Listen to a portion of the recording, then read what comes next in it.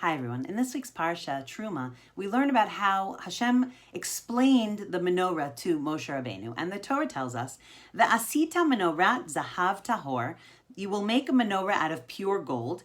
Miksha te'aseh ha-menorah, the menorah will be like hammered out. Yirecha v'kanag v'yeha, its branch, its base, its goblets, kaftoreha upracheha mimena yihu. Its knobs and its flowers will also be hammered out in this way, out of one kikar of gold, one solid piece of gold.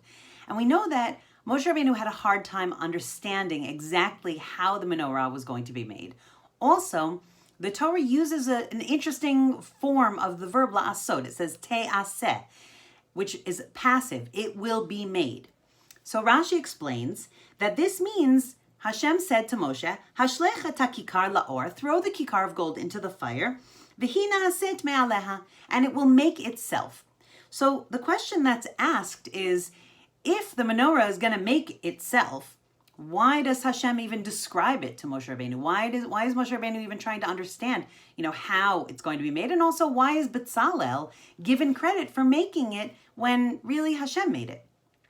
So the Sfas Emes explains that actually this is true of all mitzvot. We really don't understand 100% of any mitzvah. And in many ways, we also cannot keep 100% of any mitzvah. There's always more that we can do. As we grow and as we learn and as we change in life, we keep mitzvot on a different level. Hopefully every time a little bit more, a little bit deeper, but differently always. And so the answer that the Sfas Emes explains is really that Hashem is always helping us to keep the mitzvot as fully as possible. But it starts with our ratzon.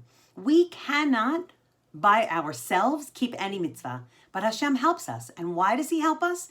Because we have a ratzon, we have a will to keep that mitzvah. And once we have a will, so Hashem kind of fills in the rest. And that's what was happening here with the menorah.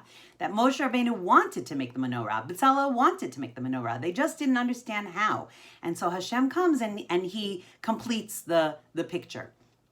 So I want to give us all a bracha that in our lives, we should know that when we have a ratzon to fulfill Hashem's will, when we have a ratzon to do a mitzvah, when we have a ratzon to do really anything good in our lives, that we should know that we're not doing it on our own. It's really up to Hashem how it comes out. It's really up to Hashem. We have to always have faith that Hashem is helping us because of that ratzon. So my bracha is that we should feel that we have confidence that Hashem will help us when we set out to do something good. Hashem will kind of meet us from the other side, and if it's the right thing, then he will help us to get it done. Shabbat Shalom.